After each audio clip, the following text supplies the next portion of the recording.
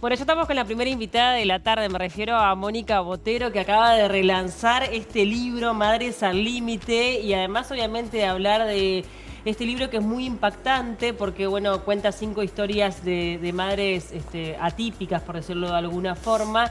También es una linda oportunidad para charlar de este nuevo desafío que se ha puesto Mónica de dedicarse 100% a la escritura en esta etapa de su vida.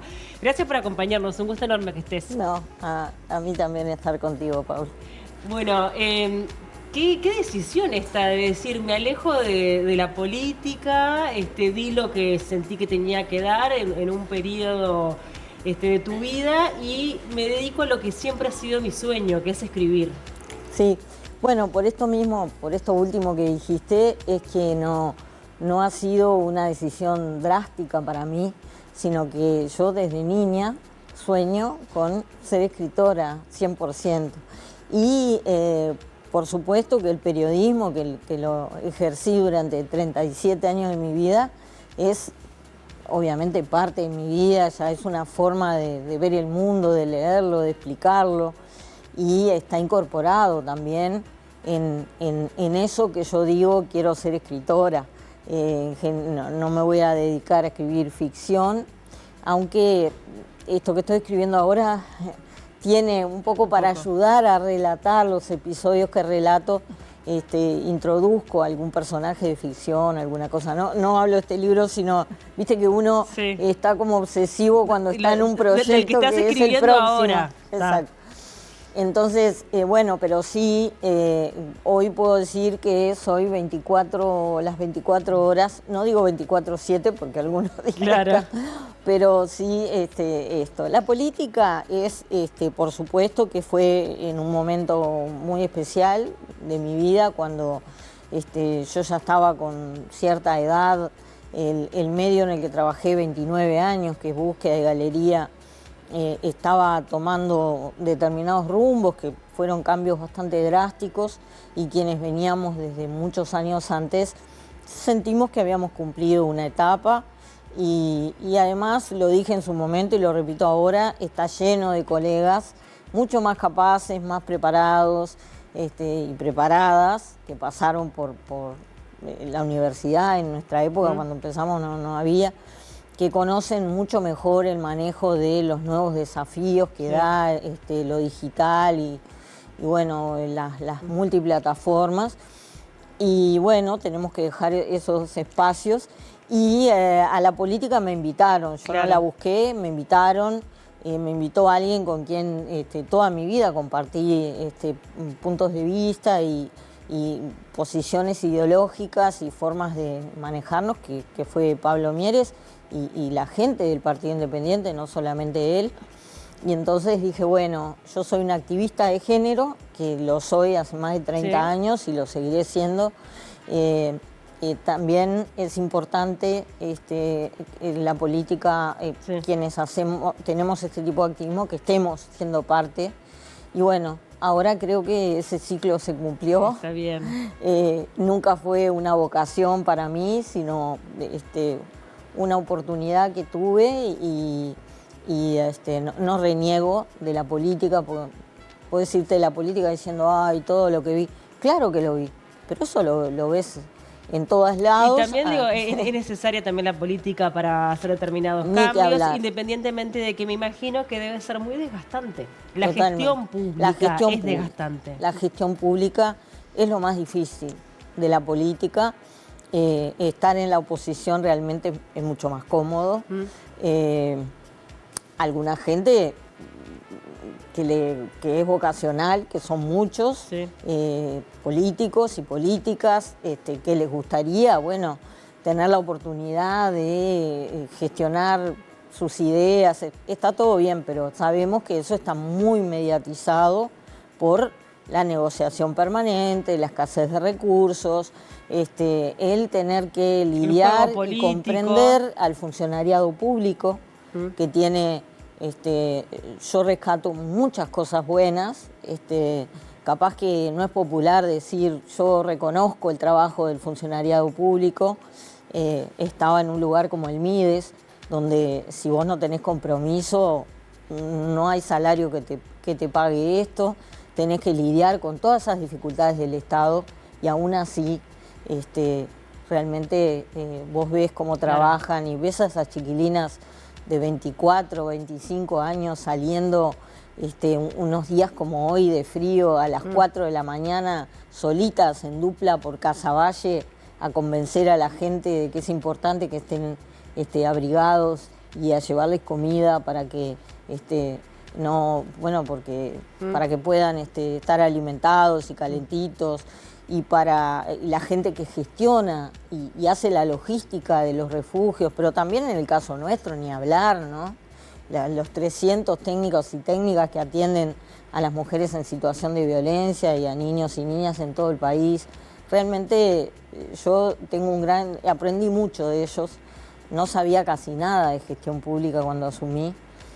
Esa es la verdad, porque cuando cambia generacionalmente un sector político, que creo que también está sucediendo hoy en el gobierno actual, viene gente que me parece muy saludable, que no estuvo nunca en la gestión, pero claro, te queda mucho por aprender. Claro, hay un periodo de aprendizaje. Exacto. Y también es importante tener la humildad, imagino, ¿no? Como para decir, bueno, estoy para aprender, para sumar cómo es que funciona esto, claro, y a partir de allí ir generando los cambios. Y confiar, ¿no?, en los equipos técnicos, claro, porque ellos y ellas son los que se quedan después. Claro. Uno pasa 5 años, puede dar determinadas indicaciones o decir, bueno, a mí me gustaría hacer énfasis en esto o en lo otro, pero no podemos estar pensando en cambiar toda la política pública cada 5 años, porque entonces no hay política, y menos en el área social. Totalmente. Donde imagínate que instrumentar cambios en 5 años es una cosa muy difícil. Sí, bueno, lo que debería primar siempre es el sentido común de dar continuidad a lo que funciona e ir modificando de manera paulatina lo que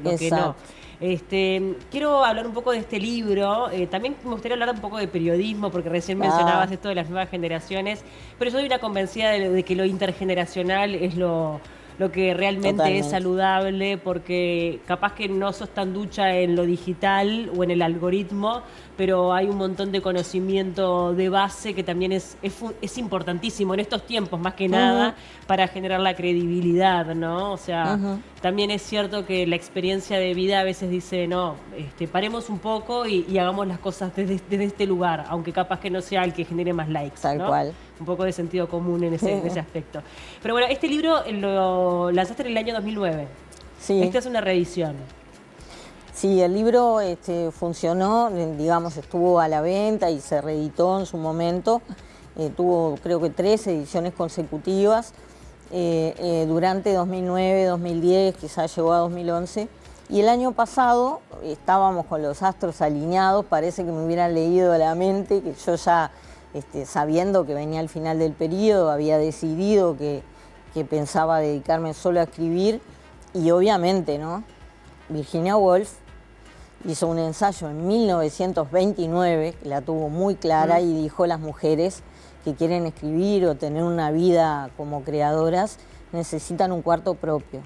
Pero Virginia dijo también un cuarto propio y 50 libras al mes. Claro. Esa parte, capaz que como es menos romántica, no es la que se levanta siempre. En 1929, 50 libras, supongo que te daba para vivir dignamente un mes. Yo las 50 libras nunca las tuve, entonces por eso no me he podido dedicar. Hoy eso lo voy a tener gracias a mis 42 años de trabajo, me voy a jubilar. Tu jubilación. Entonces, cuando decidí eso el año pasado, la gente de Random House me preguntó si me parecía que les gustaría reeditar este libro, que 2 por 3 preguntaban, que les parecía que estaba vigente, porque lamentablemente estos desafíos que tienen las maternidades hoy, hace 15 años eran los mismos. Sí. Quizá hemos mejorado, sí, yo creo que sí, pero esos desafíos están. Y bueno, me encantó porque es una forma también de volver antes de este año y medio que me va a llevar el proyecto nuevo, y bueno, es una gran alegría. Sin duda. Son 5 historias que son dolorosas, la verdad, cada una de ellas con sus particularidades. ¿Cómo hiciste justamente para seleccionarlas, para convencer a estas mujeres a dar su testimonio? Uno lo hiciste además mientras una de las personas estaba privada de libertad, con todo lo que eso implica. Imagino que en algunos casos habrás utilizado los nombres reales, en otros no, dependiendo de cada situación. Pero ¿cómo fue también ese proceso periodístico?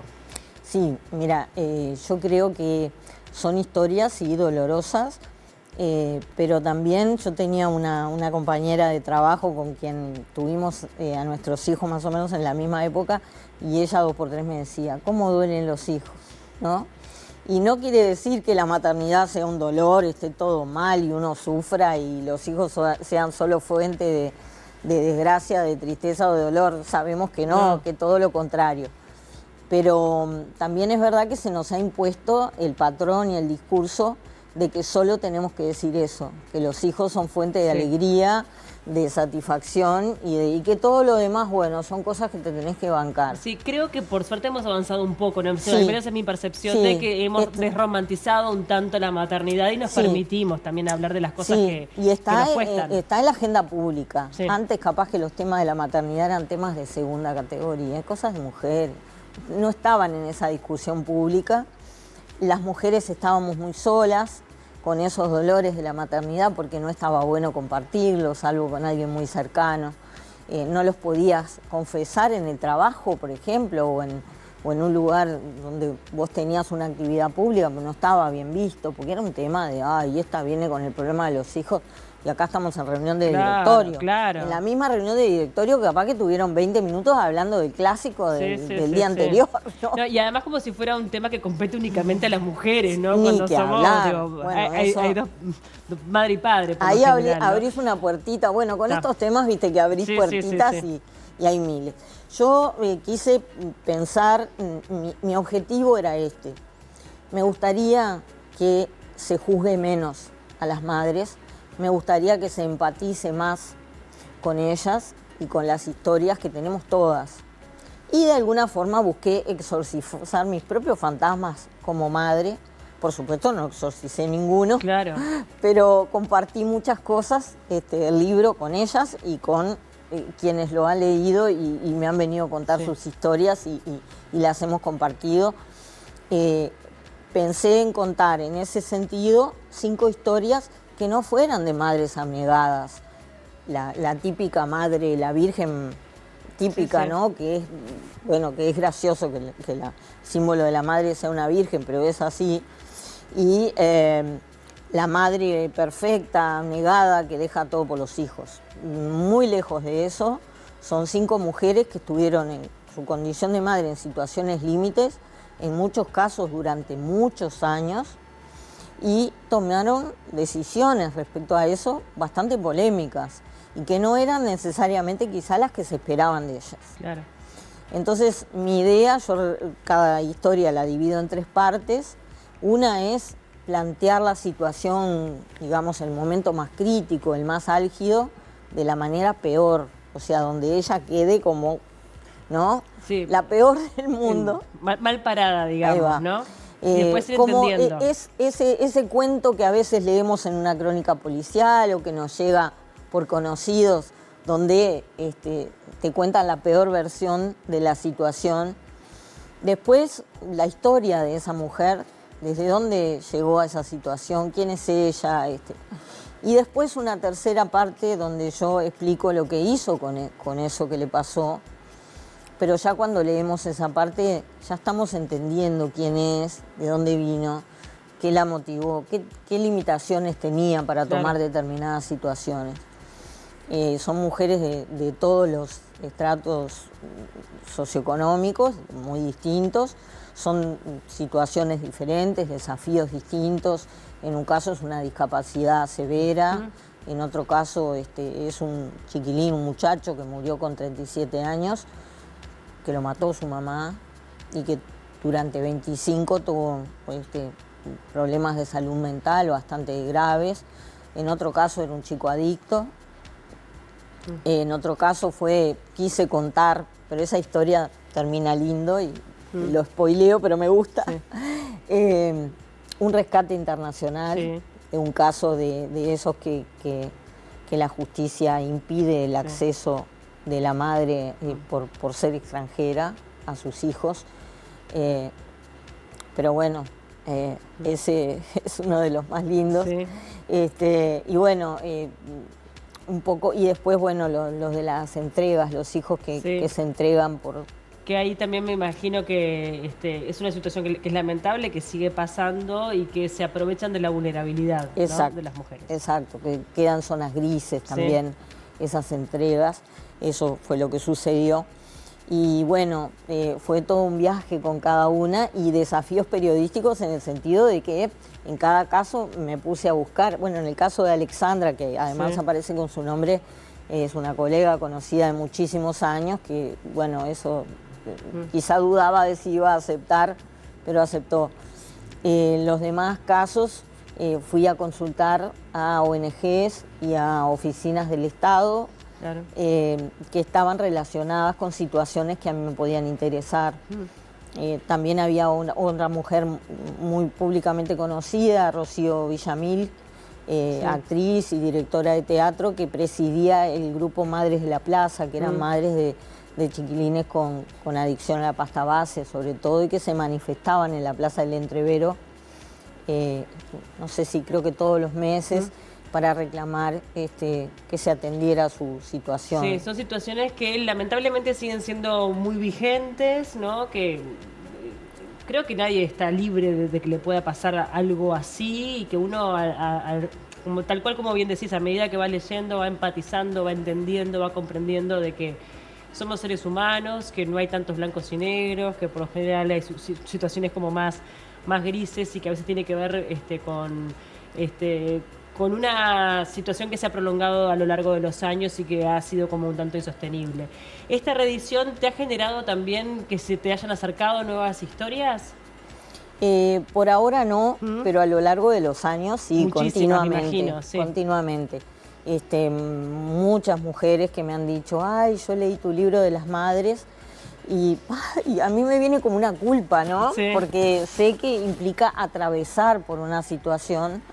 La lectura implica, no es que lo lees, lo puedes leer en la playa, pero son historias duras, sin duda, sin duda. Y entonces yo digo, ay, qué horrible lo que digo, con agradecimiento, pero dando un poquito de... Y en general me dicen, yo estaba angustiada por alguna situación de alguno de mis hijos o mis nietos, y esto me hizo sentir como que no estaba sola, porque esa es la idea, entender que quizá por atrás de una imagen o de una persona que uno cree que puede tener todo resuelto o que hay una historia, o por una persona que vos ves y dices, esta qué agresivo, qué mala onda, o qué cara que tiene todo el día. Pero qué le pasa en realidad, ¿no? ¿Qué le está pasando, no? Y bueno, y las madres, no debe haber sujeto social más juzgado que la madre, ¿no? Le pasa algo a un chiquilín y esa madre, ¿dónde estaba? Claro.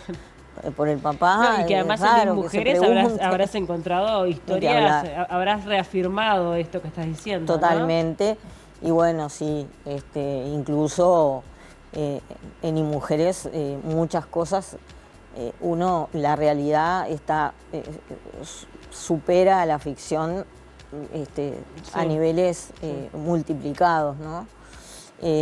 Ahí lo que pasa es que hay una gran diferencia entre nuestro lugar de periodistas, porque digo, yo estos libros los escribo desde el lugar de periodista, y el de gestora pública, servidora pública, que es que vos ahí tenés que darle soluciones.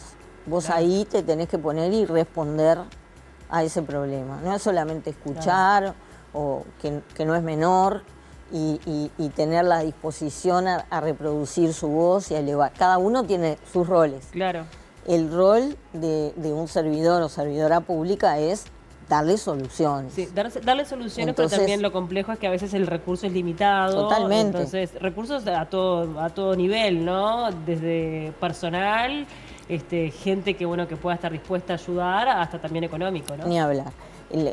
Por eso, si vos tenés una responsabilidad como una dirección que tiene a cargo toda su respuesta en el área social, en violencia de género, lo que tenés que hacer es no quedarte en los casos puntuales, porque para eso hay técnicas y profesionales que están, sino en pensar en una respuesta que pueda servirle, pueda ser útil para todas las mujeres que están necesitando esto o para la mayor cantidad posible. Porque a veces hay un temita, sobre todo en los servidores públicos que hacemos, que hemos estado en áreas de políticas sociales, y es que creemos que hacer una buena gestión es ir a ocuparse de los temas de a uno, ¿no? Personalmente. Y yo creo que eso te hace perder mucho tiempo, no estás optimizando para lo que vos estás ahí para pelear presupuesto, para que te den plata para poder tener esa respuesta. Vos estás ahí para seleccionar o para controlar que sean las mejores técnicas posibles las que estén allí y que estén de la mejor manera. Bien. Vos estás para pagarle a una ONG para que trabaje en condiciones dignas. Entonces, claro, no estás escuchando los casos de a uno, porque creo que no es con lo que de verdad vas a ayudar a la gente, ¿no? ¿Y cómo se dio la transición ahora con esta nueva gestión? En esto que hablábamos de dar una continuidad, ¿no? Y de que medidas, sobre todo, que tengan un impacto social, es muy difícil que en un único periodo se puedan generar soluciones de fondo. Mira, el movimiento por los derechos de las mujeres, que digamos, el de hoy tiene su gran raíz, no es que empezó con nosotros el mundo, pero sí tiene su gran raíz en el proceso de salida de la dictadura. Los grupos y personas referentes en ese movimiento nos hemos mantenido. No creo que yo fuera referente, yo tenía 20 años en ese momento y aprendí de ellas. Ahí están las que fueron mis referentes, pero mantuvimos un vínculo y vimos cómo el movimiento fue creciendo en estos años. Te decía que tenemos unos valores que van más allá de la política partidaria y que es una solidaridad, estamos todas de acuerdo en las grandes líneas. Entonces, tanto mi predecesora, que es también del Frente Amplio, del partido de gobierno, como mi sucesora, Mónica Xavier y Mariela Mazzotti, tenemos una visión similar. Quizá quisimos estamos queriendo dar distintos énfasis a la política en esta materia, pero tenemos muchas cosas en común, como también las tenemos con mujeres del Partido Nacional y Colorado, como puede ser Beatriz Argimón o Virginia Cáceres, o mujeres que tenemos en común una visión del tema. Y entonces, la verdad, tanto Mariela conmigo fue muy generosa, con la transición, con la información y las consultas. Y con Mónica yo traté de ser igual y bueno, seguimos en ese vínculo y realmente creo que las mujeres que estamos en estos temas es un motivo de orgullo eso. Sin duda.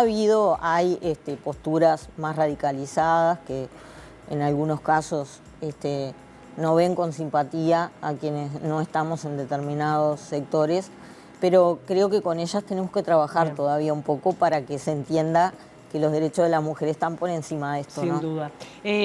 Madres al Límite está disponible en todas las librerías, ¿verdad? ¿Y de qué estás escribiendo, Mónica? Bueno, es un caso real que pasó, un caso policial, que pasó en el año 56, 1956, aquí. Y hace muchos años, ¿viste cuando tenés la fantasía? Yo un día voy a escribir sobre esto. En el medio escribí ese libro y escribí el anterior a ese, que fue Diosas y Brujas, siempre porque había hecho una serie policial para Búsqueda, para un verano a fines de los 80 y me quedé con eso. Y ahora estoy cumpliendo ese sueño, investigando los diarios de 1956, maravilloso. Les puedo mandar las fotos del día que Canal 5 empezó su emisión. ¡Ah, qué maravilla! El día que vinieron técnicos holandeses a asesorar al Sodre para tener un servicio de televisión. Y bueno, el día que empezó Canal 10, que fue el primero, que fue ese año. Estoy disfrutando mucho de ese mundo, no solamente del caso policial. Y la idea es hacer una reconstrucción de ese año que de alguna manera marcó el fin de la Suiza de América y el inicio de un proceso que llevó a lo que terminó la dictadura, ¿no? Bien. Bueno, ansiosos entonces estamos por leerlo. Falta un año y medio más o menos. Ya vendrás. Gracias, Mónica. Un gusto enorme tenerte, muchas gracias, Paula. Hacemos una tanda, enseguida venimos.